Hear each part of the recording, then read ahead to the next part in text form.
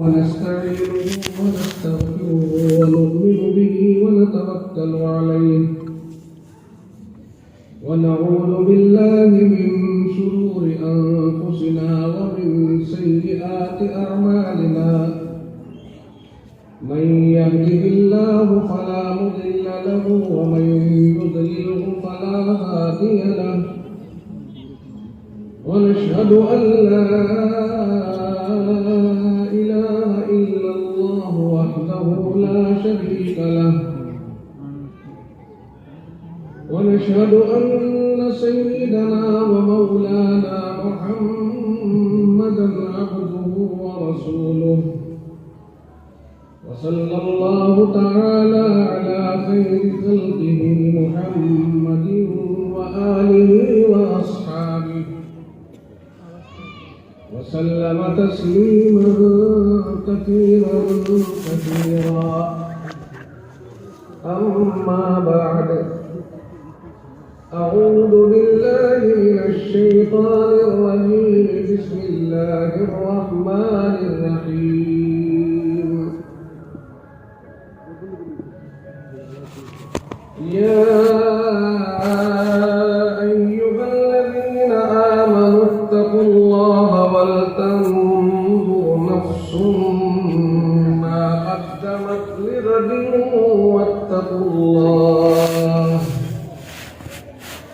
إن الله خبير بما تعملون ولا تكونوا كالذين نسوا الله فأنساهم أنفسهم أولئك هم الفاسقون لا يستوي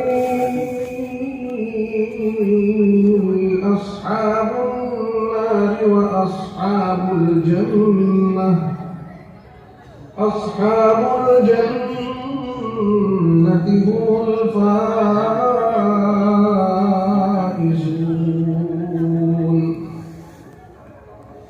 لو أنزلنا هذا القرآن على جبل لرأيته خاشعا متصدعا من خشية الله وتلك الأمثال نضربها للناس لعلهم يتفكرون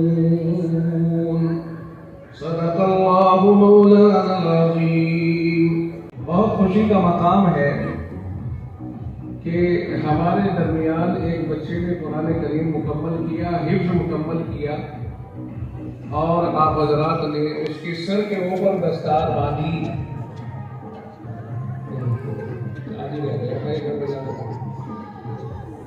دستار فضیلت اس کو نہیں کہتے. اس کا میں ذرا سا ایک وہ کر دیتا ہوں کیونکہ زبان کے اوپر ایک لفظ استعمال ہوتا ہے ہماری دستار فضیلت. یہ دستار بندی ہے، دستار حفظ کلام اللہ کے نام سے ہے. یہ دستار فضیلت نہیں ہے. دستار فضیلت کہتے ہیں عالم ہونے کے بعد جو دستار بنتی ہے اسے دستار فضیلت کہا جاتا ہے. جیسے ہر شعر کو نعت نہیں کہا جاتا بلکہ نعت صرف اس شعر کو کہا جائے گا جو رسول اکرم صلی اللہ علیہ وسلم کی شان اقدس میں پڑھا جائے گا.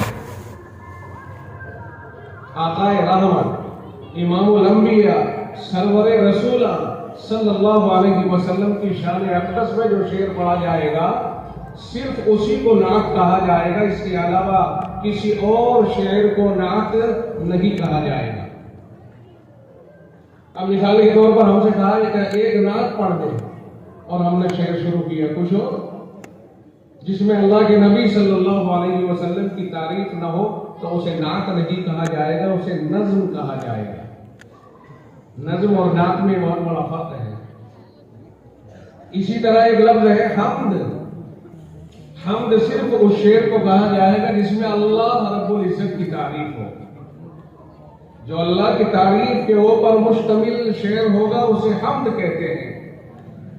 جو اللہ کے نبی صلی اللہ علیہ وسلم کی تعریف پر مشتمل شعر ہوگا اسے نعت کہتے ہیں، اور جو عام شعر ہوگا اسے نظم کہتے ہیں. تو نظم عام ہے اور حمد اور نعت خاص ہے. حمد خاص ہے اللہ کی تعریف کے ساتھ اور نعت خاص ہے رسول اللہ صلی اللہ علیہ وسلم کی تعریف کے ساتھ. اسی طرح ایک لفظ آتا ہے منقبت. منقبت تو منقبت کے اشعار وہ اشعار کہلاتے ہیں جو کسی شخصیت کی تعریف میں ہو، رسول اللہ صلی اللہ علیہ وسلم کی تعریف میں نہیں. مثلا مولانا رستم صاحب کی تعریف میں اشعار پڑھے جا رہے ہیں، کیا کہنے قاری رستم صاحب ایسے ہیں. اب اس میں شاعری بنا ڈالی کے ساتھ قاری رستم صاحب کے ہی شاگرد چاروں طرف پھیلے ہوئے ہیں، جسے دیکھو قاری صاحب کا شاگرد. اس لیے کسی کی تعریف، آدمی کی تعریف میں اگر اشعار کہے جا رہے ہیں انہیں کہتے ہیں منقبت. خیر، آپ حضرات ماشاءاللہ یہاں تشریف لائے. میں یاد کر رہا تھا کہ یہ دستار بندی جو ہوئی ہے نا، یہ دستار فضیلت نہیں کہلائے گی، کیونکہ یہ طالب علم عالم نہیں بنا، یہ حافظ بنا ہے، تو اسے کہیں گے دستار بندی. بس اتنا بہت ہے. دستار کے مضاف الیہ کو فضیلت کا نام نہیں دیا جائے گا. آئندہ یاد رکھیں، بہت سارے ہوتے ہیں جو اناؤنسری کرتے ہیں اور کہتے ہیں اب آپ کے سامنے دستار فضیلت کا عمل پیش آئے گا. بہت سارے حفاظ کے سروں پر دستار فضیلت باندھی جائے گی. تو فضیلت کیسے باندھی جائے گی؟ تو عالم کے ساتھ خاص ہوتا ہے. ماشاءاللہ دستار بندی ہوئی. آپ دیکھ رہے ہیں اس کے یہ ڈھیلوانے کا ہے، باہر کا ہے؟ باہر کا ہے. انشاءاللہ آپ کے اس محلے کے اور اس بستی کے بھی حافظ ہوں گے. شرط یہ ہے کہ آپ ان کے پیچھے محنت کر رہے ہوں، ان کی مائیں ان کے پیچھے محنت کر رہی ہوں. ان کی ماؤں کا کردار ان کے پیچھے اگر کار فرما ہوگا تو بچے کامیاب جلدی ہو جاتے ہیں. کیونکہ باپ تو معلوم نہیں کہاں ہوتا ہے، اور آپ کے اس راجستھان میں تو باپ عام طور سے سعودی میں ہوتا ہے، گلف کنٹریز میں ہوتا ہے، امارات میں ہوتا ہے. وہ تو یہاں تو ماؤں کی محنتوں سے بچہ آگے بڑھتا ہے. آپ کی محنتیں ہیں مکان بنانے میں، آپ کی محنت ہے خوشحالی لانے میں، لیکن زمین کے اوپر بچوں کے اوپر جو محنت ہے وہ یہاں راجستھان میں زیادہ تر ماؤں کی محنتیں ہیں، باپ کی محنتیں کم ہیں.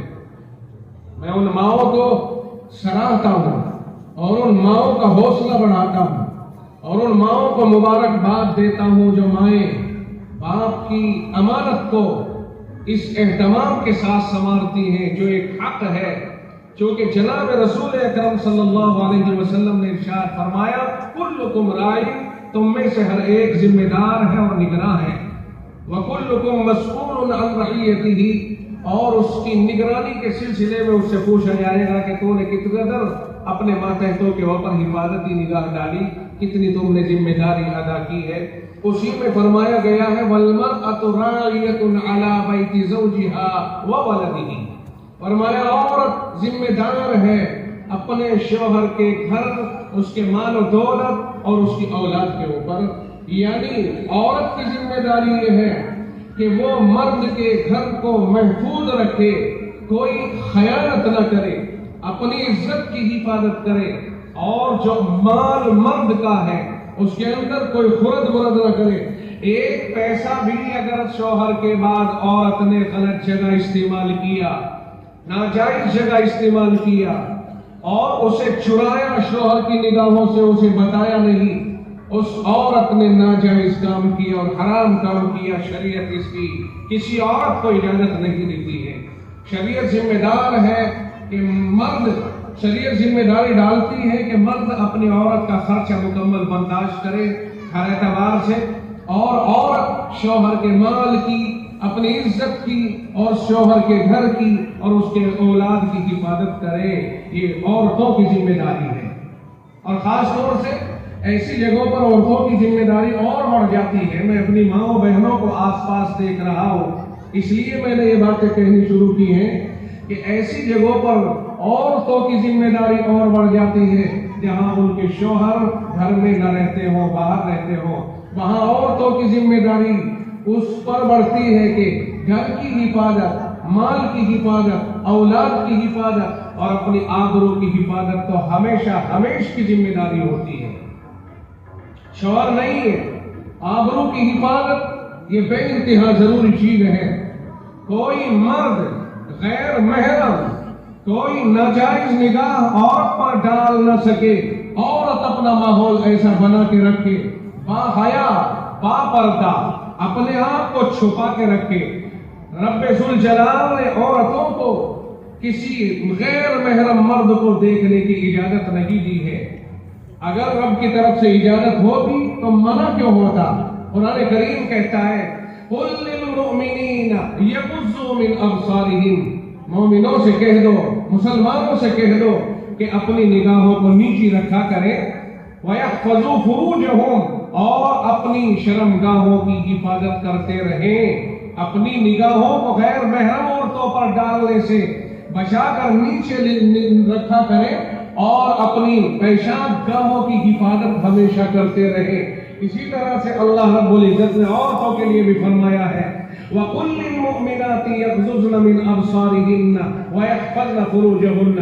مومنات عورتوں سے بھی فرما دیجیے کہ وہ اپنی نگاہوں کو نیچی رکھا کرے، وہ بھی غیر محرم مردوں کے اوپر اپنی نگاہوں کو نہ ڈالا کرے، اور وہ بھی اپنی اس طرح کے اعضاء کی حفاظت کرے جن کا ذکر میں نے ابھی کیا تھا مردوں کے لیے. اس طرح سے سب کو پابند کیا جاتا ہے. یہ عورتیں ہماری بہنیں ہیں، ایمانی اعتبار سے ہماری بہنیں ہیں، ہماری مائیں ہیں، ہماری بیٹیاں ہیں، ہماری شفقت کی محتاج ہیں. اس لیے کوئی بھائی اپنی بہن کے اوپر غلط نگاہ نہیں ڈال سکتا ہے. جب قرآن کہتا ہے انما المؤمنون اخوہ، ایمان والے سب بھائی بھائی ہیں، تو یہ ایمان والی اور سے ہماری بہنیں ہو گئی ایمانی رشتے کے اعتبار سے. اور کوئی بھائی اپنی بہن کو، کوئی بیٹا اپنی ماں کو، کوئی اپنی بہن کو، کوئی بیٹی کو، کوئی باپ اپنی بیٹی کو غلط نگاہ سے نہیں تکتا ہے. کیا خیال ہے پھر اگر کوئی دوسرے کی بیوی کو غلط نگاہ سے دیکھتا ہے یہ کہاں سے جائز ہوگا؟ اللہ نے منع کیا. اسی طرح سے عورتوں کے لیے بھی جیسے مرد کسی غیر محرم کو نہیں دیکھ سکتا ہے، ایسے عورت بھی کسی غیر محرم مرد کو نہیں دیکھ سکتی ہے. ایک موقع پر حضرت ام سلمہ رضی اللہ تعالی عنہا ام المؤمنین رسول اکرم صلی اللہ علیہ وسلم کے پیچھے ہیں، اور عبداللہ ابن ام مکتوم ہے، صحابی ہے، نابینا ہے. غالباً ام سلمہ کا واقعہ ہے، ازواج مطہرات میں سے کسی اور زوجہ کا واقعہ ہے. وہ عبداللہ ابن ام مکتوم تشریف لے آئے اور انہوں نے ان کی طرف کو دیکھ لیا. آپ نے ارشاد فرمایا کہ تمہیں پردہ کرنا چاہیے. انہوں نے کہا یا رسول اللہ یہ تو نابینا ہے. آپ نے ارشاد فرمایا یہی تو نابینا ہے، تم تو بینا ہو، یہ تمہیں نہیں دیکھ رہے ہیں مگر تمہارے لیے انہیں دیکھنے کی اجازت نہیں ہے. ان کے نابینا ہونے کے معنی نہیں ہے کہ تم انہیں دیکھو. یہ ہے شریعت میں بہت زیادہ حفاظت اور احتیاط. اگر یہ احتیاط برتی جاتی ہے تو پاک دامنی، عزت، عصمت سب محفوظ رہتی ہے. اور اگر اس کے اندر کمی آتی ہے تو معاشرے میں بگاڑ پیدا ہوتا ہے. ہمیں ہر ایک کو اپنی بہن ماننا چاہیے یا اپنی بیٹی ماننی چاہیے. چھوٹی ہے بیٹی ماننا چاہیے، بہن ماننا چاہیے، بڑی ہے ماں کا درجہ دینا چاہیے. اور جب ہم یہ تین رشتے قائم کریں گے انشاءاللہ العزیز پھر معاشرے کے اندر یہ فساد جو پیدا ہو جاتے ہیں یہ فساد پیدا نہیں ہوں گے. دور حاضر میں بہت کمزوریاں پیدا ہوتی جا رہی ہیں. اس لیے میں عرض کر رہا تھا کہ عورت کے اوپر ذمہ داری ہے اپنے شوہر کے گھر کی حفاظت، اپنے شوہر کی اولاد کی حفاظت، اس کے مال کی حفاظت، اپنی عزت اور آبرو کی حفاظت. اور مرد کی ذمہ داری ہے گھر کی کفالت اور ان کی ضروریات کو پورا کرنا، بیوی بچوں کی ضروریات کو پورا کرنا. یہ مرد کی ذمہ داری ہے. مرد اپنی ذمہ داری میں کوشاں ہے تو عورت اپنی ذمہ داری ادا کرنے میں کوشش کرتی رہے، اور کوئی کوتاہی اور کوئی کمزوری شوہر کے بعد اپنے گھر میں نہ آنے دے.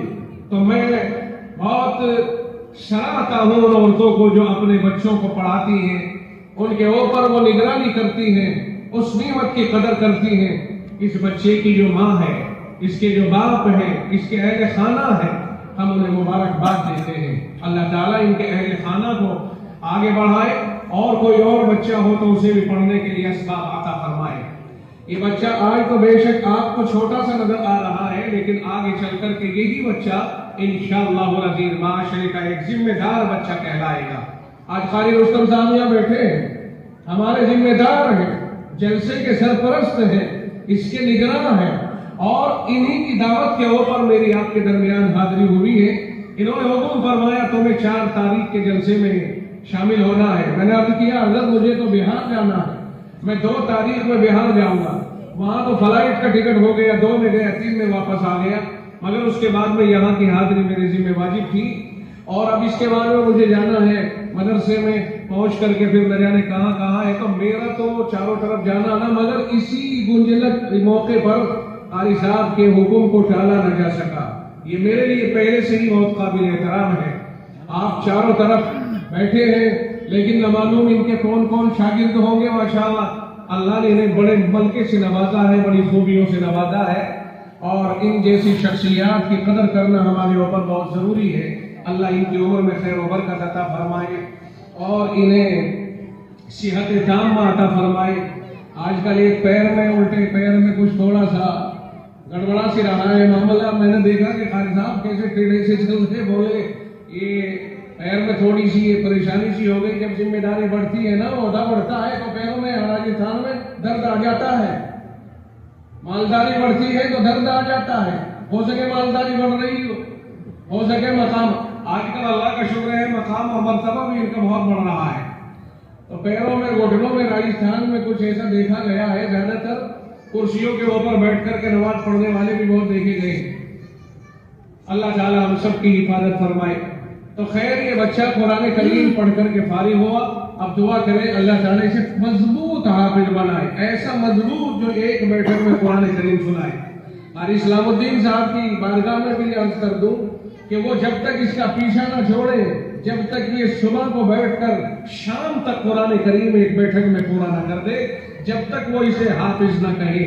رسمی حافظ ہو گیا، قرآن پورا کر لیا، دستار بندھوا لی، سب کچھ نظر آ رہا ہے، لیکن جب تک ایک بیٹھک کا قرآن کریم نہ سنا دے، جب تک اسے اس محلے کا مضبوط حافظ نہ بنا کر کے آپ پیش کر دیں، جب تک آپ اس بچے سے کہتے رہے ابھی میں تجھے حافظ نہیں مانوں گا، بیٹھ، اب اس میں سال بھر لگ جائے، 1.5 سال لگے، کم یا زیادہ لگے، جب ہی اس کو آپ دوسرے درجے میں منتقل کرنا، جب یہ اتنا مضبوط حافظ ہو جائے، زندگی بھر کے لیے ٹینشن فری ہو جائے گا۔ رواج ڈالو کہ قرآن کریم کے ایسے ایسے حافظ بناؤ۔ اگر آپ نے ایسا حافظ بنایا کہ 2 پارے یا 3 پارے پڑھ کر کے وہ سنا دیتا ہے، تو ایسے کو حافظ کہنا میری نظروں میں قطعاً ناجائز ہوگا، اس لیے کہ آگے چلنے کے بعد اور آپ دن محنت کرے گا تو سنائے گا، محنت نہیں کرے گا تو قرآن کریم نہیں سنا پائے گا۔ قرآن کا حافظ ایسا بنانے کی کوشش کرے کہ جہاں سے چاہے وہاں سے پڑھوا دے، پڑھتا چلا جائے، بھول جائے خود بخود نکال لے، اٹک جائے خود بخود نکال لے، بتانے کی ضرورت نہ پڑے، متشابہات کے اوپر عبور ہو، سمجھ لو کہ اب یہ قرآن کریم کا حافظ ہے۔ ہمارے علاقوں میں ایسے مضبوط بنانے کا رواج عام طور سے ختم ہوتا جا رہا ہے، اور اس کو دوبارہ بحال کیا جائے، اور اس رواج کو مدارس کے اندر اور مکاتب کے اندر مضبوط کیا جائے۔ ہمارے پاس اور ہے کیا؟ اگر قرآن ہمارے پاس مضبوط نہیں ہے، قرآن محفوظ نہیں ہے، تو ہمارے پاس کئی سال لگانے کا کوئی فائدہ نہیں ہوا۔ اگر حافظ قرآن رمضان میں کونے میں بیٹھ کر اور قرآن کریم رگڑ رہا ہے اور کہتا ہے مجھے یاد نہیں ہوا، اور 10 15 غلطیاں اس کی آتی ہیں، اور پوری محنت کرنے کے بعد 4-6 غلطی آتی ہیں، پھر اسے کس نے حافظ ہونے کی سند دے دی؟ اور وہ کون سا استاد ہے جو اسے حافظ کہہ رہا ہے؟ درسگاہ کے اندر ہی یہ علاج ہو سکتا ہے، درسگاہ کے اندر استاد یہ علاج کرا سکتا ہے۔ ہر استاد کی ذمہ داری ہے جو شعبہ حفظ میں پڑھاتا ہے، یاد رکھیے شعبہ حفظ میں پڑھانے والے کی کوئی ڈیوٹی نہیں ہوا کرتی ہے، اس کا ایک کام ہوتا ہے۔ وہ اگر مناسب سمجھے تو بچوں کو 4 بجے بیدار کر کے بٹھائے اور یاد کروا کے فجر سے پہلے فارغ کرے۔ وہ اگر مناسب سمجھے فجر سے پہلے بعد میں بیٹھے، لیکن اس کی ذمہ داری ہے، اس کی ڈیوٹی نہیں ہے، اس کے لیے کام ہے، کام کے لیے کوئی ڈیوٹی نہیں ہوا کرتی۔ عام طور سے حفظ کے اساتذہ کو دوپہر میں طلبا کو بٹھا کر کے شام کا پارا یاد کرانا چاہیے. جن درجوں میں فجر سے پہلے اٹھنے اور دوپہر میں بیٹھنے اور مغرب بعد استاد بیٹھ کر نگرانی کرتا ہو، جہاں اس طرح سے ہوتا ہے وہ درجے بہت کامیاب ہوتے ہیں، اور جہاں ڈیوٹی ہوتی ہے وہ درجے عام طور سے ناکام ہو جاتے ہیں.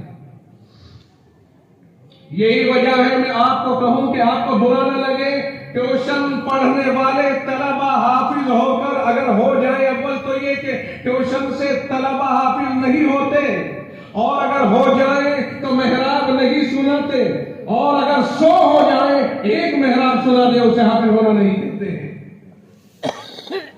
ٹیوشن میں اور جماعتوں میں قرآن کریم کے حافظ نہیں ہوتے، قرآن کے حافظ تو درسگاہوں میں ہوتے. ٹیوشنوں میں تو یاد ہوتا ہے کہ آج من نہیں چاہ رہا چیلے کا پڑھنے کا، استاد جی پہنچے کہ استاد جی آج من نہیں کر رہا ہے، استاد جی واپس آ گئے لوٹ کر کے. یہ توہین ہے استاد کی. جہاں استاد بیٹھا ہے بچے کو وہاں بھیجیے. جب استاد کے پاس چل کے بچہ جاتا ہے تو سمجھ لو استاد کا محتاج ہو کر کے بچہ جاتا ہے، اور جو محتاج ہوتا ہے اللہ اس کی حاجت کو پورا کرتا ہے، اور جو محتاج نہیں ہوتا ہے اللہ تعالیٰ اسے محروم کر دیتا ہے. مجھے ٹیوشن پڑھانے سے مخالفت نہیں، لیکن وہ جو پڑھنے والے ہیں ان کے ماں باپ ہیں ان سے کہتا ہوں کہ تمہاری خیرت کہاں چلی گئی. اگر ٹیوشن کا رواج دینا ہے تو بچے کو لے کر کے استاد کے پاس پہنچیے اور وہاں بھیجیے، تب پتا چلے گا قرآن پڑھنا کسے کہتے ہیں.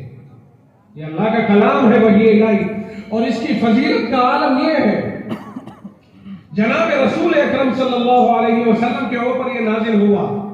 اللہ نے محمد رسول اللہ صلی اللہ علیہ وسلم کو کائنات میں تمام پیغمبروں کا سردار بنا دیا. قرآن کریم جس امت کو ملا وہ امت ساری امتوں کی سردار ہو گئی، اور قرآن کریم خود تمام کتابوں کا سردار ہے. یہاں سرداری ہی سرداری ہے. قرآن تمام وحیوں کا سردار، محمد رسول اللہ نبیوں کا سردار، اور یہ امت امتوں کی سردار. یہاں سرداری ہی سرداری ہے، اور یہ سرداری قرآن کریم کی وجہ سے حاصل ہوئی. اور میاں آگے سنو، توجہ ہے. جس کاغذ کے اوپر لکھا گیا وہ کاغذ تمام کاغذوں کا سردار.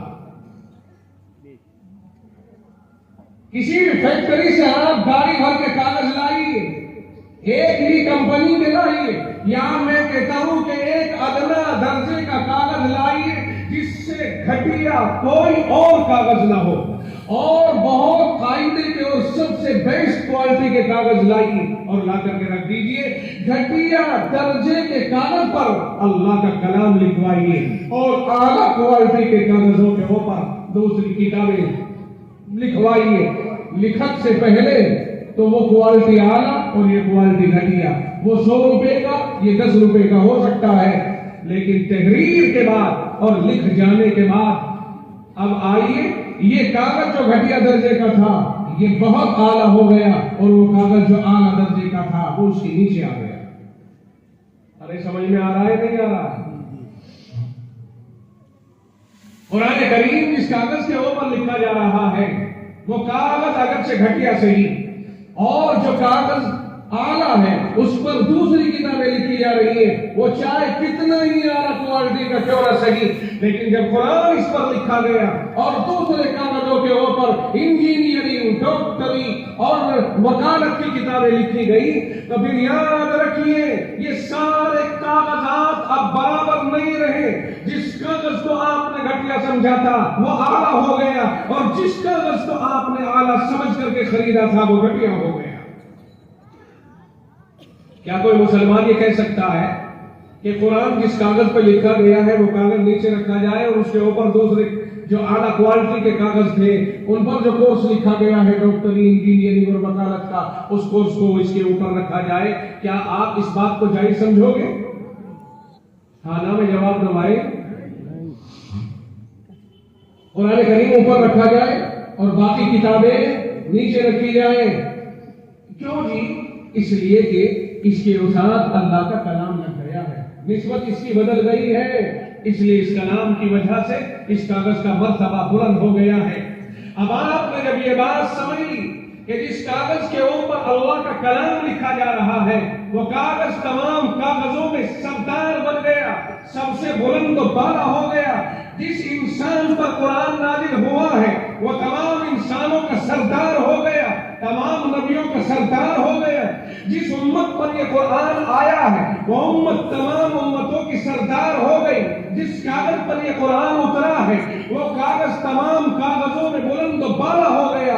اب کیا خیال ہے کہ ساری کتابیں اگر رکھ دی جائیں اور ان کو پڑھنے کے لیے بچوں کو بلایا جائے، سارے بغیر پڑھے بچے ہیں، اور بلایا گیا، ایک انجینئرنگ کا کورس کرنے لگ گیا، ایک ڈاکٹری کا کرنے لگ گیا، ایک وکالت کا کرنے لگ گیا، ایک قرآن کو حفظ کرنے لگ گیا۔ اب بتائیے جس طرح کاغذ میں فرق تھا اسی طرح ان آدمیوں میں بھی فرق ہوگا کہ نہیں ہوگا؟ یہ میں کہہ رہا ہوں یا آپ کہہ رہے ہو؟ جس طرح کاغذوں میں فرق ہوا تھا اسی طرح انسانوں میں بھی فرق ہوگا، اور جو انسان قرآن کریم کو اپنے دل میں بٹھائے گا، اس کے دل پر قرآن لکھا گیا، اس کے دماغ میں قرآن اتر گیا، وہ انسان ان انسانوں میں بلند و بالا ہو گیا۔ جو اس انسان کے دل و دماغ میں قرآن نہیں ہے، قرآن کے علاوہ ساری دنیا کے علوم اس کے اندر اتر جائے، وہ سائنٹسٹ اعلیٰ درجے کا، وہ ڈاکٹر اعلیٰ درجے کا، وہ وکیل اعلیٰ درجے کا، وہ انجینئر اعلیٰ درجے کا، ہر کام اعلیٰ ہی اعلیٰ ہے، وہ صحافی اعلیٰ درجے کا ہے، صحافت میں اعلیٰ مقام، انجینئرنگ میں اعلیٰ مقام، وکالت میں اعلیٰ مقام، اور سب چیزوں میں اعلیٰ ہی اعلیٰ ہے، مگر قرآن کے حافظ کے سامنے کھڑا ہو کر کے اگر اسے رکھا جائے اور یہ کہا جائے دونوں میں تقابل کریں، تو جس طرح کاغذوں پر لکھی ہوئی کتابوں میں آپ نے فرق کیا تھا، یقیناً اسی طرح انسانوں میں بھی فرق کرنا ہوگا۔ اگر کاغذ سب کاغذوں میں بلند ہو سکتا ہے تو پھر انسان جو قرآن کا حافظ ہو گیا وہ تمام انسانوں کے اوپر مرتبے میں اعلیٰ ہی اعلیٰ ہے۔ یہ بات سمجھ میں نہیں آئی آپ کی؟ میں نے گھٹیا کاغذ کی مثال کیوں دی تھی آپ کو؟ تاکہ آپ کو سمجھنا آسان ہو جائے۔ کوئی یہ کہنے لگے ہم خطا خان صاحب ہیں، ہم پٹھان صاحب ہیں، ہم سید صاحب ہیں، ہم فلاں صاحب ہیں، اور یہ فلاں تو مزدور ہے، یہ تو بہت نیچی برادری کا ہے۔ یہ میں نے اس لیے دی تھی کہ اعلیٰ کوالٹی کے کاغذ لے کے آؤ اور سب سے گھٹیا کوالٹی کا کاغذ لاؤ۔ گھٹیا کوالٹی پر قرآن اتر گیا، اعلیٰ کوالٹی کے اوپر دوسری کتابیں اتر گئی، یہ گھٹیا کوالٹی کا کاغذ قرآن کے الفاظ کی نسبت کی بنیاد پر اعلیٰ ہو گیا۔ اسی طرح ایک مزدور کا بچہ، ایک کمتر سمجھی جانے والی برادری کا بچہ، حالانکہ برادریاں ہم نے بنائی، رب نے نہیں بنائی۔ رب کہتا ہے ان اکرمکم عند اللہ اتقاکم، تم میں سب سے بلند بالا مقام کے اعتبار سے وہ ہے جو اللہ سے زیادہ ڈرنے والا، اللہ کے احکام پر زیادہ عمل کرنے والا ہے۔ ہم اپنے آپ کو بنا کے بیٹھ گئے، ہم شیخ ہیں، ہم خان ہیں، ہم موئل ہیں، ہم فلاں ہیں، فلاں ہیں، نہ جانے کیا کیا چلتا ہوگا آپ کے یہاں پر۔ یاد رکھیے خدا کے یہاں کسی کی چودھر نہیں چلتی ہے، خدا کے یہاں تو چودھری وہ ہے، بڑا وہ ہے جو خدا سے ڈرنے والا ہو۔ خدا کا ڈر ہے نہیں، بدماشیوں پہ بدماشیاں، سود و بیاج کا کاروبار، جھٹکے کا کاروبار، جھوٹ کا کاروبار، سٹے کا کاروبار، شراب نوشی، عیاشی، دلالی، ٹھگی، اور پھر کہتا ہے ہم بڑے ہیں۔ کہاں سے بڑا ہے؟ قرآن کریم کہتا ہے جہنم میں ٹھوکا جائے۔ اس لیے میں نے عرض کیا کہ آج بچے کے سر کے اوپر قرآن کریم کی نسبت پر یہ پگڑی اور دستار باندھ کر کے آپ کے سامنے یہ بتانے کی کوشش کی جا رہی ہے کہ لوگوں اس بچے کو عام مت سمجھ لینا، یہ عام بچہ نہیں ہے، یہ آپ کی نگاہوں میں عام ہو سکتا ہے مگر خدا کی نگاہوں میں خاص ہو گیا۔ اور قرآن کریم پڑھنے والے حافظ قرآن کے بارے میں جناب باری تعالیٰ عزا اسمہ کا وہ فوج جو قیامت کے دن اس سے مخاطب ہوگا، جسے جناب رسول اکرم صلی اللہ علیہ وسلم نے فرمایا قیامت کا دن ہوگا، لوگوں کی ایک عام भीड़ होगी, उस वक्त में जो कुरान का हाफिज वहां खड़ा होगा, मैं कुरान के हाफिजों को मुबारकबाद देता हूं। मैं आपकी बारगाह में दस्त बस्त आपकी मोहब्बतों का शुक्रिया अदा करता हूं। मेरे भाई, आपको अल्लाह ने कुरान के लिए चुन लिया है, मुंतखब कर लिया है। रब्बे जुल जलाल कल क़यामत के दिन कुरान के हाफिजों का मकाम बुलंद करते हुए ये फरमाएगा, जिसे जनाब रसूल अकरम सल्लल्लाहु अलैहि वसल्लम ने बताया है। फरमाया, युक़ालु लिसाहिबिल कुरान इक़रा वरतक़ी वरत्तिल कमा कुन्ता तुरत्तिलु फिद दुनिया फ़इन्न मंज़िलका इंद आखिरी आयतिन तक़रऊहा। फरमाया, मेरे मुस्तफा इमामुल अंबिया, आमना के लख्ते जिगर, सय्यिदुल मुरसलीन, सय्यिदुल अव्वलीन वल आखिरीन, जनाब मुहम्मदुर रसूलुल्लाह सल्लल्लाहु अलैहि वसल्लम ने फरमाया, कुरान के हाफिज को क़यामत के दिन कहा जाएगा कि ओ कुरान के हाफिज, आओ इधर को आओ, आओ इधर को आओ। कौन कहेगा? बोलो बोलो, कौन कहेगा? जोर से बोलो। खुदा कहेगा, कोई और नहीं कहेगा, कोई फरिश्ता नहीं कहेगा, कोई आदमी नहीं कहेगा। और अगर खुदा फरिश्ते से कहलवा रहा तो जो कहलवा रहा है वही कह रहा है। भाई, मैंने अगर ये कहा इस बच्चे से जाओ, उसको ये कह के आओ, तो ये जो इसने कहा है तो कहना तो मेरा है ना, बीच में वास्ता को बनाया है ना। जनाब रसूल अकरम सल्लल्लाहु अलैहि वसल्लम ने फरमाया, कुरान करीम के हाफिज से अल्लाह ताला क़यामत के दिन यूं कहेगा, ओ कुरान करीम के हाफिज, आओ इधर, ये जन्नत खुली हुई है, जाओ इसके दर्जे पर चढ़ते जाओ, दरवाजे में जाओ, चलते चले जाओ, चढ़ते चले जाओ, जाओ कुरान पढ़ते जाओ, जन्नत में चढ़ते जाओ, चलते चले जाओ। और सुन, कुरान ऐसे पढ़ना जैसे तो दुनिया में बेहतरीन अंदाज में कुरान पढ़ता था। मौलाना इस्लाम साहब कहाँ है? हाफिज इस्लामुद्दीन अरे अच्छा, किसी काम से गए तो कारी रोशन तो बैठे हैं ना, जो सैयदुल हुफ़ाज़ हैं, इनको कहो सैयदुल हुफ़ाज़। ये सारे के सारे हाफिज जी जितने मोहल्ले में है ना, ये सब इनके शागिर्द बनते हैं। कहीं जाके पढ़ाओ, कोई नाता पढ़ा है, कोई हिंदी पढ़ा है। कुरान करीम के बारे में अल्लाह ये कहेगा, देख भाई ये जन्नत है। अच्छा, ईमानदारी से बताओ, जन्नत सबको तलब है नहीं? जन्नत कसम सबको जन्नत चाहिए बच्चों? हाँ चाहिए, हाथ उठाइए। जन्नत चाहिए सबको, और कुरान करीम का हाफिज चाहिए नहीं? चाहिए। थोड़ा सा ऐसा करो, अपने दिमाग में जन्नत का नक्शा लाओ, ऐसे सोचो जैसे तुम मदीना मुनव्वरा में होके आए और रसूलुल्लाह सल्लल्लाहु अलैहि वसल्लम के रोज़े अक़दस पे हाजिरी दे के आए, और 3 सुराख नजर आते हैं ना आपको, एक बड़ा सा, एक दो और है। और आज अगर सोचो तो नजर आ जाएगी नहीं, वो आपके दिमाग में घूम जाएगा पूरा नक्शा। थोड़ा सा ख्याल करो कि जन्नत हमारे सामने है, मैदान महशर है, और रब्बे जुल जलाल उस वक्त में किसी से कह रहा है, कुरान के हाफिज आओ इधर निकल के आओ, इस मजमे में मत खड़े रहो। और हालात बहुत खौफ के हैं। कयामत के दिन दहाड़ रही है दौलत, तकादु तमय्यज़ु मिनल गैज़, जहन्नम गुस्से की वजह से फटने को हो रही होगी, जहन्नम दहाड़ रही होगी, और खौफ है कि जहन्नम हमें न लपेट ले। ऐसे वक्त में कुरान करीम के हाफिज से अल्लाह बुला करके कहे, और जन्नत की खुली हुई है। मैं उन माओं को मुबारकबाद देता हूं जो अपने बच्चों को कुरान का हाफिज बनाने में किरदार अदा करती है। अल्लाह कहता है जन्नत खुली हुई है। अब हाफिज कितना कूदता जाएगा ये तो वही वक्त बताएगा कि जब अल्लाह उसे कहेगा निकल के आ और जन्नत में चढ़ता चले जा, पढ़ता चला जा। और सुन ले, ऐसा पढ़ना जैसे तो दुनिया में अच्छी तरह पढ़ता था।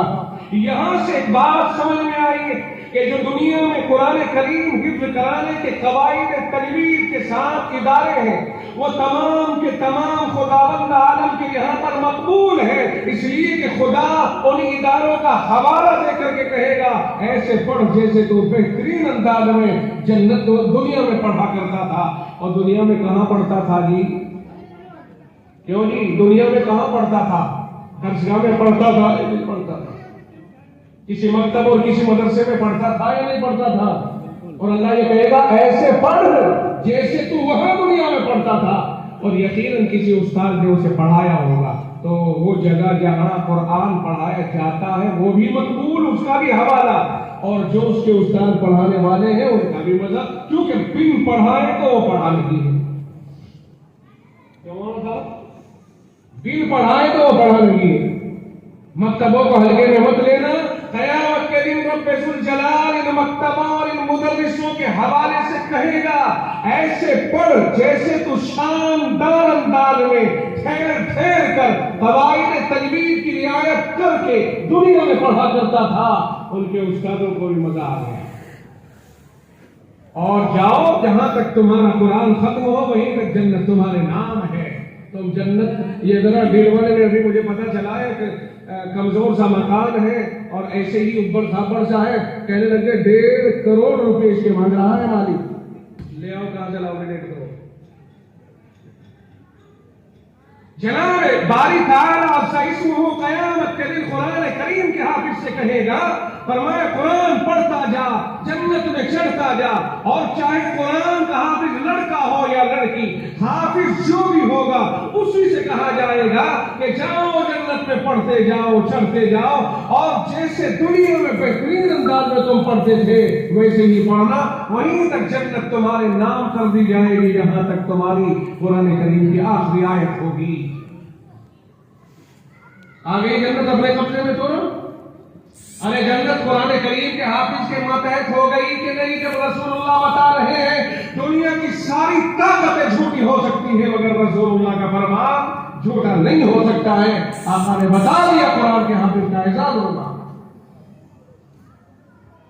اب دیکھیں قرآن کا حافظ تو چلا گیا جنت میں، اس کا مطلب یہ نہیں ہوگا وہ چلا گیا تو تمہیں بھول گیا، نہ، جناب رسول اکرم صلی اللہ علیہ وسلم نے ارشاد فرمایا من قرأ القرآن وحفظه ادخله الله الجنة وشفعه في 10 من اہل بیته كلهم قد سلم النار او كما قال۔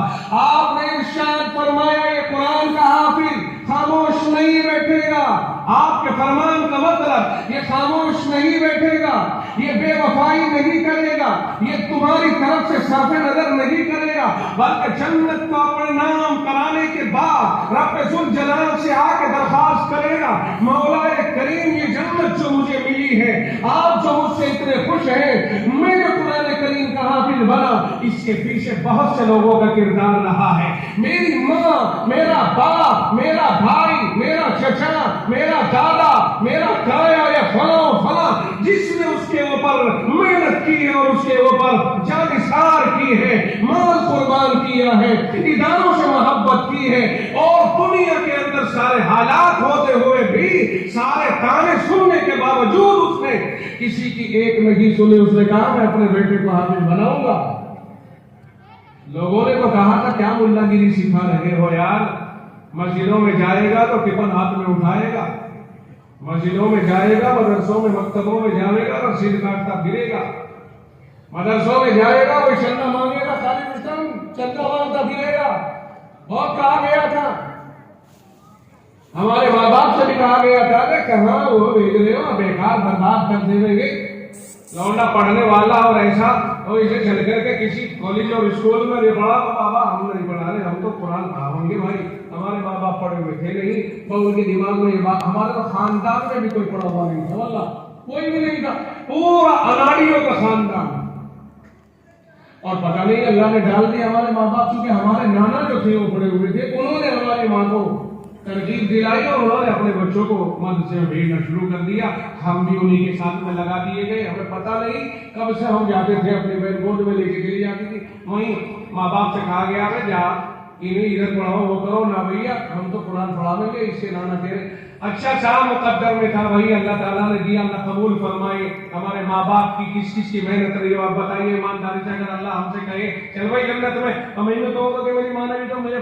کچھ کر رکھا، میرے باپ نے بھی کچھ کر رکھا، میں اکیلا ایسے، اللہ اکبر۔ رب ذوالجلال اس حافظ قرآن کی سفارش اس طرح قبول فرمائے گا، خود جسے رسول اکرم صلی اللہ علیہ وسلم نے بتایا اور اللہ کے نبی نے فرمایا جس نے قرآن پڑھا اسے حفظ کر لیا، حافظ ہو گیا، اللہ تعالیٰ اسے جنت میں تو بھیجے گا ہی بھیجے گا، وہ تو جا کر کے رہے گا، لیکن پلٹ کر کے 10 آدمیوں کے بارے میں سفارش کرے گا وہ، اور یہ کہے گا مولا کریم وہ جہنم میں جانے والا ہے، وہ جہنم میں جانے والا ہے، وہ جہنم میں جانے والا ہے۔ فرشتے اسے کھینچ کر کے لے جا رہے ہوں گے، اور حافظ قرآن سے کہا جائے گا جاؤ تم 10 آدمیوں کو جن پر جہنم واجب ہو گئی، جن کا جہنم میں جانا طے ہو گیا، جاؤ ان کو تم چھڑا کر کے جنت میں لے جاؤ۔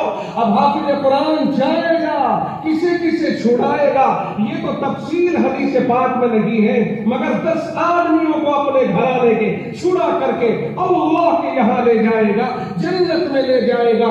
جو جہنم میں جانے والے ہوں گے انہیں جنت میں لے جائے گا۔ اور کیا چاہیے قرآن کریم کے حافظ کو، کس قدر احسان اللہ کر رہا ہے۔ اور جناب رسول اکرم صلی اللہ علیہ وسلم نے ماں باپ کے لیے تو علیحدہ سے اعزاز کا اعلان فرمایا، یہ فرمایا من قرأ القرآن وعمل بما فيه ألبس والداه تاجا يوم القيامة ضوءه أحسن من ضوء الشمس في بيوت الدنيا لو كانت فيكم فما ظنكم بالذي عمل بهذا أو كما قال۔ آقا نے ارشاد فرمایا ماں باپ کے لیے الگ سے، ارے بھائی جن کے بچے قرآن پڑھ رہے ہیں، جن کے بچے حافظ ہو گئے، جو ماں باپ ہیں، اگر میری مائیں بہنیں یہاں بیٹھی ہوں اور ان کا کوئی بچہ حافظ ہوا ہو، آپ میں سے کوئی بیٹھا ہو آپ کا کوئی بچہ حافظ ہوا ہو، وہ ذرا دھیان سے سنے، اور جن کا نہیں ہوا وہ بھی سنے۔ جب یہ صورتحال بن کے آئے گی تو اللہ تعالیٰ کے نبی علیہ السلام نے فرمایا اس حافظ قرآن عالم بالقرآن کو بلایا جائے گا اور یوں کہا جائے گا او بھائی آؤ ادھر آؤ، دیکھ تیرے ماں باپ، اس کے ماں باپ کہاں ہے بولاؤ۔ یہاں تو ہم نے نہیں بلایا، اس کا باپ بلانا چاہیے تھا ہمیں، ایک پگڑی یا ایک مالا اس کے گلے میں بھی ڈال دیتے تاکہ قیامت کا منظر سامنے آ جاتا۔ آئندہ کبھی قرآن کریم کا کوئی حافظ ہوا کرے، اس کے باپ کو یا باپ اگر زندہ نہ ہو یا موجود نہ ہو، اس کا بھائی ہو یا کوئی گھر کا قریبی ہو، اسے بلایا جائے اور بتایا جائے کہ دیکھو قیامت کے دن اللہ تعالیٰ ماں باپ کا احساس کرے گا دونوں کا۔ ماں کو تو ہم اسٹیج پر آنے کے لیے نہیں کہہ رہے کیونکہ دنیا ہے یہاں پردے کی ضرورت ہے، لیکن باپ کے لیے کہتا ہوں کہ اسے بلوایا جائے اور اس کا احساس کیا جائے۔ اللہ کے نبی علیہ السلام نے فرمایا قرآن کے حافظ کے ماں باپ کو بلایا جائے گا اور اللہ ایک تاج تیار کرا رہا ہے ان کے لیے۔ کیسا تاج ہوگا؟ آقا نے فرمایا، امام الانبیاء نے فرمایا کہ اس تاج کی روشنی اتنا روشن اور چمکدار تاج ہوگا کہ اس کی روشنی یہ سورج جو آسمانوں پہ نکلتا ہے، اگر اس سورج کو اتار کے اور گھروں میں فٹ کیا جائے، فرض کر لو تو کس قدر روشنی ہمارے گھروں میں ہو سکتی ہے جب اتنی دور سے دنیا کو اتنا روشن کرتا ہے۔ تو مائیں اور وہ باپ سنیں، وہ خوش نصیب باپ ہیں اور وہ خوش نصیب مائیں ہیں جن کے بچے قرآن کے حامل ہو جاتے ہیں۔ آقا نے ارشاد فرمایا قیامت کے دن اس ماں باپ کو بلا کر کے سب کے بیچ میں یوں نوازا جائے گا کہ لاؤ ان کے لیے جو تاج تیار کیا گیا تھا، لاؤ۔ پھر اس کے تاج لے کر کے آئیں گے مولا کریم، یہ ہے وہ تاج جو آپ نے ان کے اعزاز میں تیار کرایا ہے۔ چنانچہ یہ ماں ہے، یہ باپ ہے، دونوں کے سر پہ وہ تاج رکھا جائے گا۔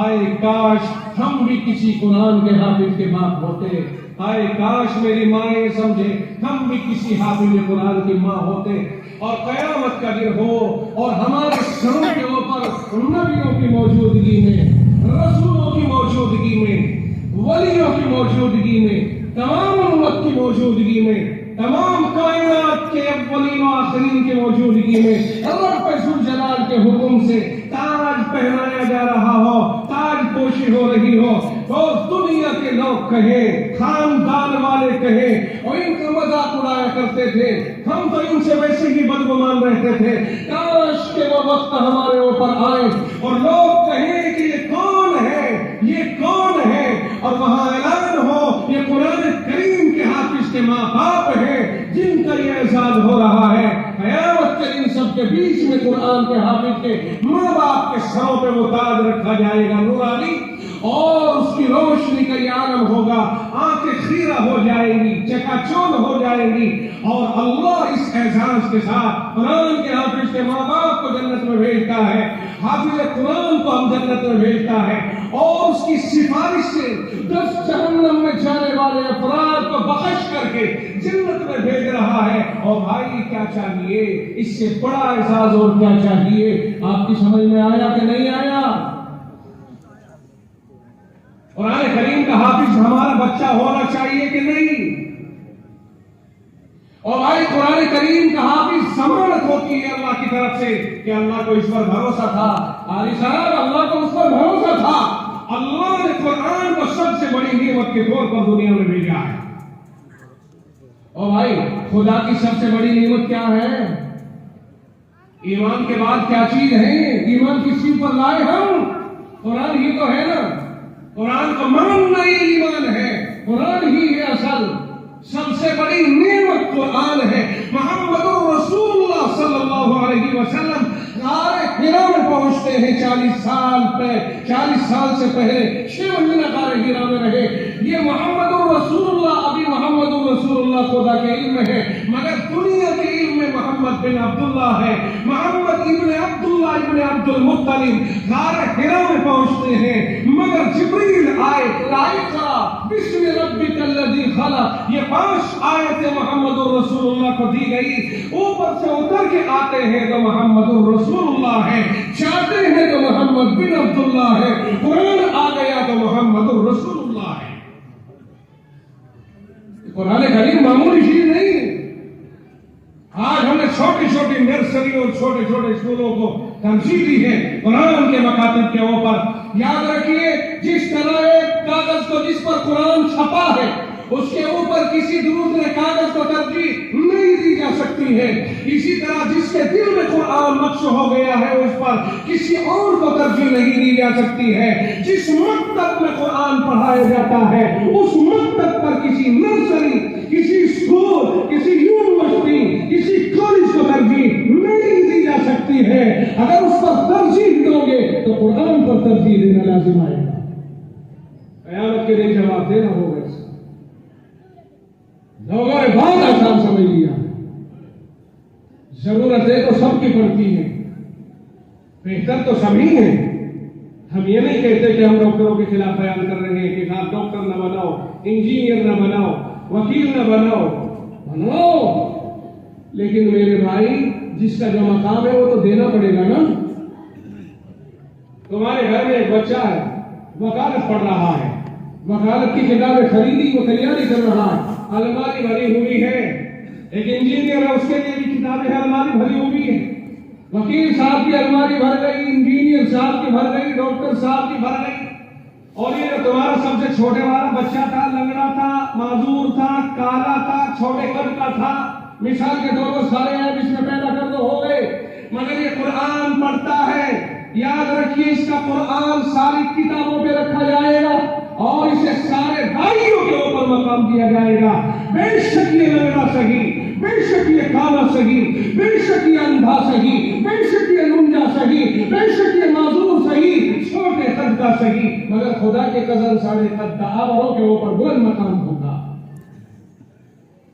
خدا کے یہاں پر یہ نہیں چلتا کہ کس کا قد کتنا بلند تھا، کس کون کتنا حسین تھا، کون کتنا جمیل تھا، کون کتنا مالدار تھا۔ خدا کے یہاں چلتا یہ ہے کہ میرا کلام قرآن کس کے دل میں اترا۔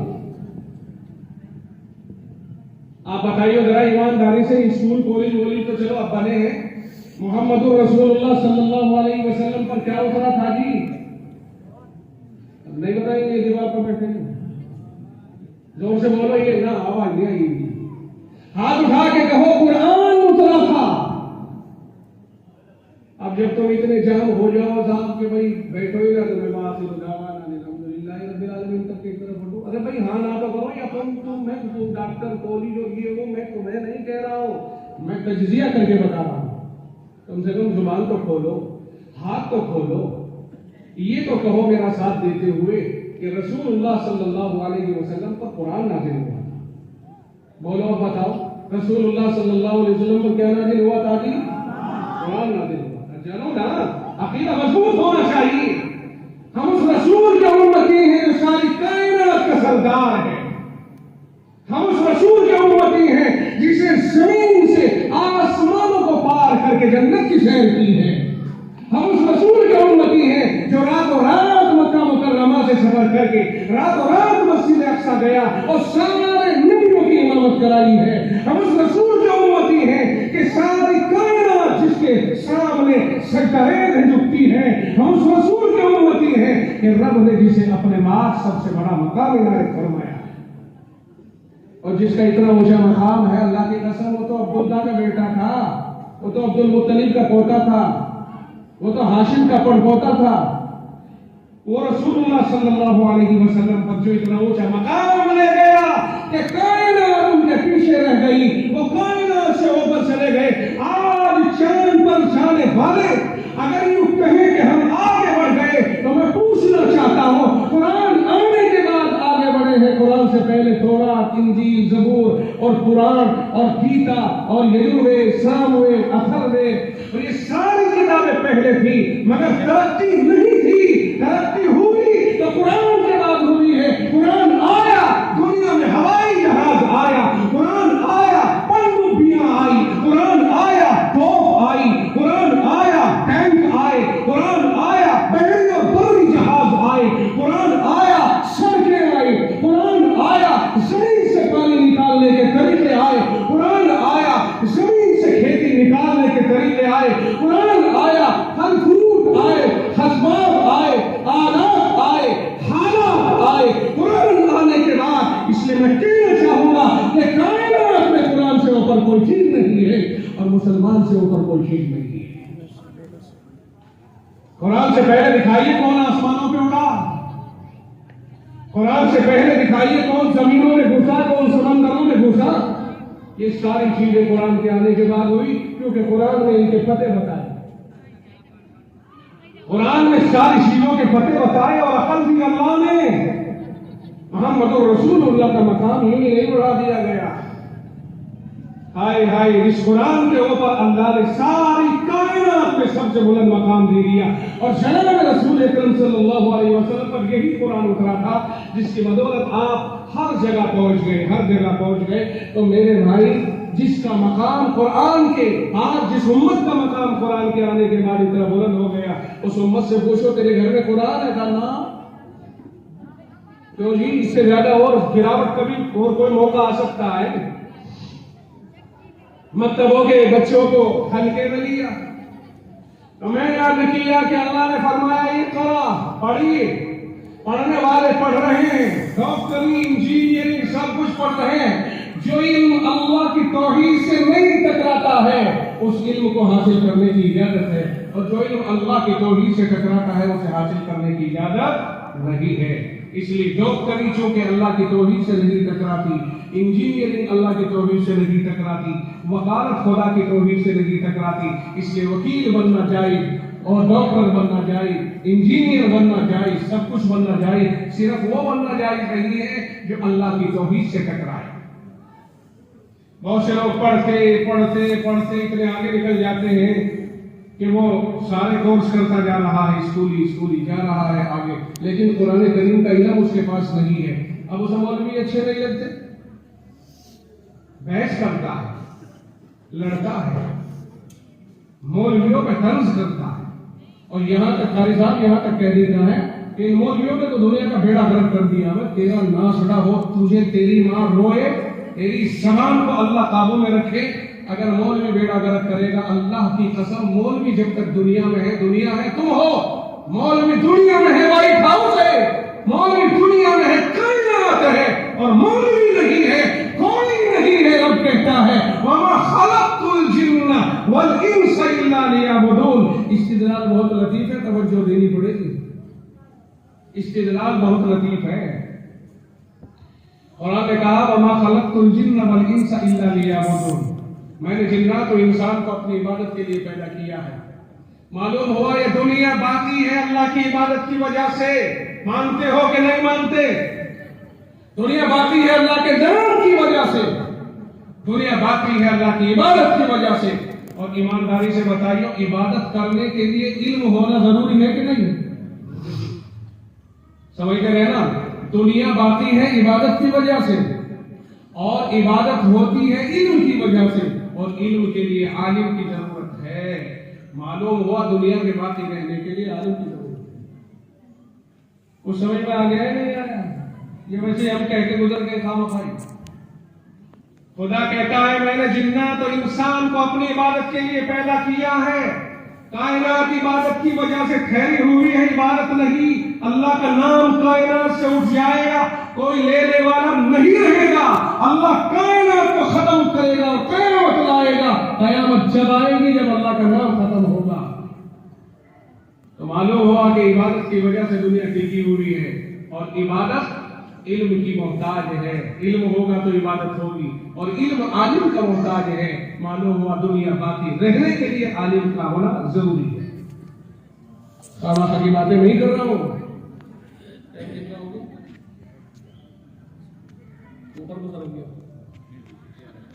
بات سمجھ گئے جی؟ 11 بجتے دل میں آ گیا کہ بھائی اب یہاں چھوڑنے کا ٹائم آ گیا، یعنی اب تک میں اکتایا نہیں تھا لیکن اب اکتا گیا اچانک۔ تو آپ نے جتنی باتیں میں نے عرض کی ہیں پتہ نہیں آپ کی سمجھ میں آئی ہوگی۔ آپ کہنے لگے یار یہ تو حافظ جیوں کی گاراش، گھنٹہ بھر سوا گھنٹہ ہو گئے اسے حافظ جیوں کی گاتے ہوئے، ہماری تو کہیں نہیں اس میں۔ آئیے آپ کی بھی کہہ دیتا ہوں۔ یاد رکھیے دنیا میں جب تک اللہ کا نام زبان پر رہے گا، جب تک یہ دنیا پھیلی ہوئی ہے، چاہے کوئی بھی نہ رہے، اور ایک اللہ کہنے والا دنیا میں باقی رہے، اللہ تعالی اس کے ہوتے ہوئے قیامت نہیں لائے گا، اس لیے کہ وہ اللہ کا نام لینے والا موجود ہے۔ اور جب وہ بھی نہیں رہے گا تو کائنات ختم ہو جائے گی۔ الحمدللہ آج تو نمازی بھی ہے، حاجی بھی ہے، اور حافظ بھی ہے، عالم بھی ہے۔ آج تو اللہ کا شکر ہے جب ایک ادنا درجے کے آدمی کے ہوتے ہوئے قیامت نہیں آئے گی تو آپ کے ہوتے ہوئے تو بدرجہ اولا نہیں آئے گی۔ اللہ کا شکر ہے آپ بہت بلند مقام پر آئے گے، کیونکہ اللہ نے آپ کے اندر ایمان رکھا ہے، اور یہ ایمان سب سے بڑی چیز ہے۔ اور ایمان کے لٹیرے ساری دنیا میں گھوم رہے ہیں۔ سن لینا میری بہنیں، آج ایمان کے لٹیرے دنیا میں گھوم رہے ہیں، اور کالجوں اور یونیورسٹیز کے اندر رہنے والے، اور ہاسٹلوں میں رہنے والے، اور ڈگری کالجوں میں جانے والے، خاص طور سے بات توجہ کے ساتھ سنیں کہ آج ویڈیو آ رہی ہے فلاں نے فلاں کے ساتھ ہاتھ ڈال دیا، فلاں نے فلاں کے ساتھ ہاتھ ڈال دیا۔ میرے بھائی قرآن کہتا ہے ان اللہ لا یغفر ان یشرک بہ ویغفر ما دون ذلک لمن یشاء۔ ترجمہ کرنے سے پہلے ایک مثال دیتا چلوں کہ اگر کسی کی بیوی سے کوئی غلط اور ناجائز تعلق ہو جائے کسی کا، اور بیوی اس سے بتائے اپنے شوہر سے کہ میں فلاں کے ساتھ رہنا پسند کروں گی، آپ کے ساتھ رات میں رہنا پسند نہیں کروں، آپ بتائیے ایمانداری سے اسے رکھیں گے طلاق دیں گے؟ اور بھائی ہاں میں جواب دو نا، طلاق دیں گے نا، کیونکہ اس نے آپ کے شوہر والے مقام میں دوسرے کو شریک کر لیا۔ کیا خیال ہے کہ خدا کی ربوبیت اور توحید کے مقام میں اگر کوئی دوسرے کو شریک کرے، رب کہتا ہے ہرگز نہیں معاف کروں گا۔ پسند آ رہا، سمجھ میں آ رہا ہے؟ جب آپ پسند نہیں کرتے کسی کو اپنی بیوی کے ساتھ تو خدا اپنی عبادت کے ساتھ کیسے کسی کو شریک کرے گا؟ جبکہ خدا کے سارے احسان ہیں۔ ہمارے تو بیوی پہ صرف اتنا احسان ہے گھر میں رہ رہی 2 روٹی کھلا دے، اس کے علاوہ اور ہے کیا؟ لیکن خدا کے احسان تو ہمارے اوپر پیدا اس نے کیا، باقی اس نے رکھا، ساری چیزیں اس کی، پھر خدا اپنی عبادت میں کسی کی شرکت کو کیسے برداشت کرے گا؟ اس لیے رب نے تاکید کے ساتھ کہا دیکھو بھائی اسے تو چھوڑو گا نہیں سے کچھ بھی ہو جائے۔ اور آج ویڈیوز آ رہی ہیں، ہماری بیٹیاں نہ جانے کس کس کے ہاتھ میں ہاتھ ڈال دیتی ہیں محبت کی دیوانگی میں مصروف ہو کر کے، اور یہ بھی ویڈیو آ رہی ہے کاٹ دیا، مار دیا، یہ کر دیا، اور ویڈیو سے دلوں کو زخم کیا جا رہا ہے، اور پھر بھی احساس نہیں ہو رہا ان بیوقوف بچیوں کو۔ عقائد کی کمزوری ہوگی، شاید انہوں نے سمجھا نہیں ہوگا کہ ایمان میں کتنا فرق ہے۔